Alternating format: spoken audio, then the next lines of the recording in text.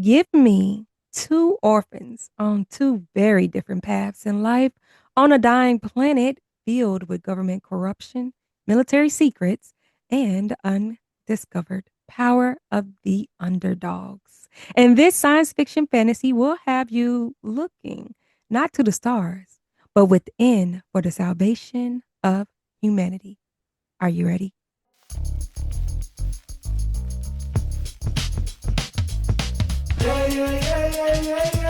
The Books and Vogue podcast. Come get your favorite next book. The Books and Vogue podcast with Catherine Brad.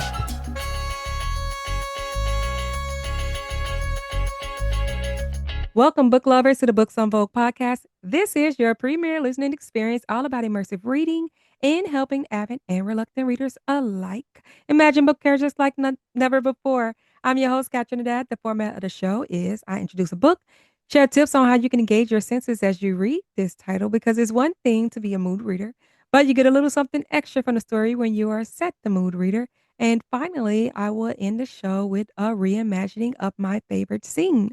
Today, we will discuss techniques for getting into stars like acid with none other than the author, Marissa Lupe. Welcome, Marissa. Hi, I'm so happy to be here. Thanks for having me. Absolutely. So happy to have you here as well. Please tell us about the book. So, Stars Like Acid is a dystopian science fiction, a little bit like if you merged The Handmaid's Tale with Divergent, but it is a dual point of view. So, we have one main character, Taya, on a dying Earth who is fighting for her freedom after she's been forced into an arranged marriage. And our other character is Annabelle up on a space station that she's not allowed to leave, looking for a cure for the dying Earth under the thumb of a corrupt government. Awesome. Awesome. Well, thank you so much for that, Marissa. Do you care to join me in a discussion of some tips for setting a reading mood? Yes, I would love that. Awesome. Well, book lovers, I hope you have your writing utensils ready because class is in session. Hear it, see it, smell it, sense it, taste it, touch it. Hear it, see it, smell it, sense it, taste it, touch it. Hear it, see it, smell it, sense it, taste it, touch it. The Books and Vogue podcast. So, Marissa, what's the vibe? How can we engage our spirit as we read this book? So I would like to say if you do watch The Handmaid's Tale, watch an episode of that and then get in to read this. And if you are a drinker, have a hot toddy ready. And if you like to listen to music while you read, I would say listen to You Should See Me in a Crown by Billie Eilish. And that would definitely set the mood. A warm blanket. There's a lot of hot scenes in this book. And yeah, a comfy chair. Okay. So you told us the vibe, you told us the sound. What about the aesthetics? This can be any visuals aside from the book, such as lighting. Oh, yeah. So soft lighting, or if you are someone who likes to read in nature, I love to find a good quiet spot under a big tree. And um, if you're reading the space station scenes, you could be super, super bright. That place is bright. Okay, okay. So what's the flavor? Any food or drink companions for this title? Yes. So one of my favorite scenes is Taya making a slice of toast with some basil and tomato and some fresh sunflower oil and salt and pepper. And she is someone who grew up on a military base where they had imitation food. So this is her first time eating real food grown from the earth, and it is an experience. That sounds delicious. I don't think we covered the aroma. Are there any smells to transport us into the pages? Yes. So the first time our main character gets to the sanctuary, it's the first time she smells anything fresh and clean. So a freshly washed blanket. When she was on the military base, it was all chemicals, bleach, and this is the first time she's smelling something fresh and earthy. Or if you have a pine scented candle or a piece of cinnamon bark, just anything fresh and natural. Okay, okay. So you've already discussed the feels, we've discussed the aroma, the flavor, the aesthetics, the vibe. I think we are set. Well, book lovers, there you go. These are your recommended supplies as you read this title. If you're able, pause and get some of these if available, or simply imagine, because it's time for my favorite scene. Disclaimer, please note the exact words, names, locations, and or scenarios mentioned in this reimagined reenactment may differ from the actual book. Sharing my favorite scenes, I reenacted those, imagining the fiction world that I've been reading of. Going from all the things, I just gave you a list.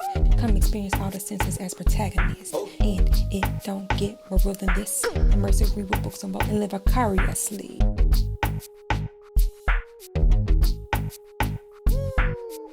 Chapter 4. Meanwhile, back on Earth. Starring Marissa Lupe as Taya and the narrator and Kat Trinidad as Zephyr. Outside base, the dry, hot air flung sand across her face, scratching at her skin as they made their way back to a black SUV parked only a few feet from the exit. A man in a dark suit held a back door open. Taya climbed in first, and Zephyr shut them in. They rode in silence. Zephyr held one of her hands again. His were warm and strong, the tendons visible as he gently squeezed, almost as though he was willing a connection between them. Taya tried to steady her pulse, scared of what might be ahead. She had never seen so much vastness. She was not sure what she expected to see beyond the perimeter, but it was not this. Sadness spread through her. Everything was parched and monotonous. Dilapidated houses scorched white from the sun. So much debris from a world long gone. Cool air blew from the vents inside the car, calming the heat of her skin and soft black leather-covered seats. In front of them was a small clear fridge with ice and a selection of drinks. Seeing her eye the liquids, Zephyr asked, Are you thirsty? Yes, but she couldn't say it. A lump formed in her throat. She was exposed, vulnerable, trying her best to keep up with how quick the world was moving around her. Finally, she nodded. He reached across her body and used a small pair of tongs to fill a cup with ice. He poured crystal clear water to the brim. She took a sip. Pleasant shock covered her taste buds. She downed the rest. She had never had ice, and water on base had a brown tint. Zephyr laughed. Would you like some more? She nodded greedily, and he refilled the glass. This one she took her time with. Still, it was gone in minutes. More healing than anything she had consumed before. Her throat was soothed and her body cooled. The pit in her stomach loosened, her jaw relaxed. She shifted in her seat to look at him before she spoke. Thank you. The simple gesture seemed to spark a hopefulness in him. Anything you need from here on out is yours. I want nothing more than to make you happy.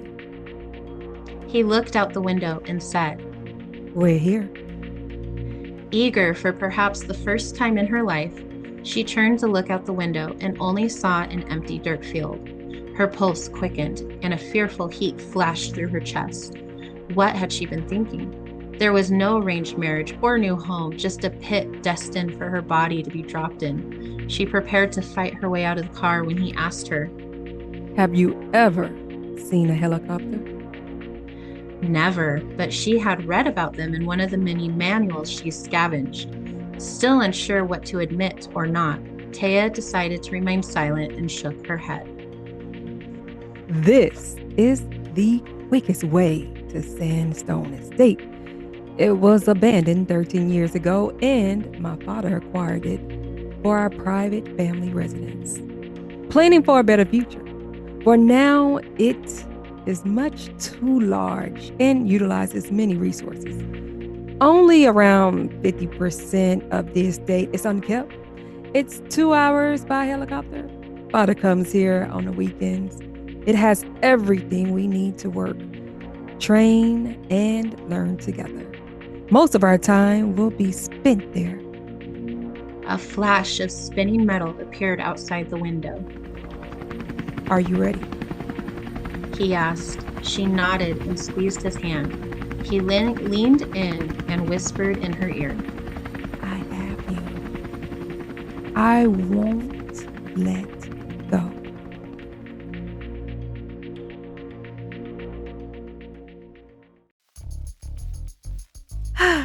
Book lovers, if you have enjoyed this sneak peek, you can get more by reading the whole book, Stars Like Acid by Marissa Lupe. It's available at your local library and everywhere books are sold. And if it's not, request it, because you deserve to read all the books that interest you. And if you have already read Stars Like Acid or are in the middle of reading it, let me know in the comments what you like to do to set the reading mood, because I would love to hear from you. So please leave your feedback. Please also consider downloading and becoming a member of the Alive Podcast Network app. By downloading this app, you will experience unlimited access to Black hosted content, and we'll be able to keep bringing you amazing content week after week.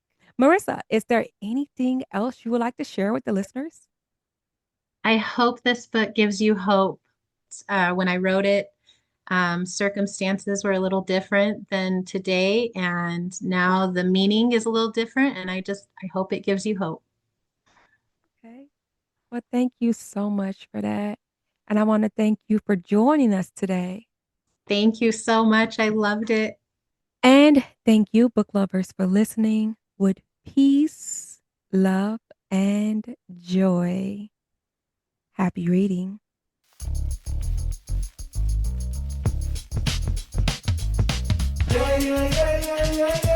The Books and Vogue Podcast. Come get your favorite next book. The Books and Vogue Podcast. With Catching Red. Subscribe, listen, check out recommendations, and happy reading.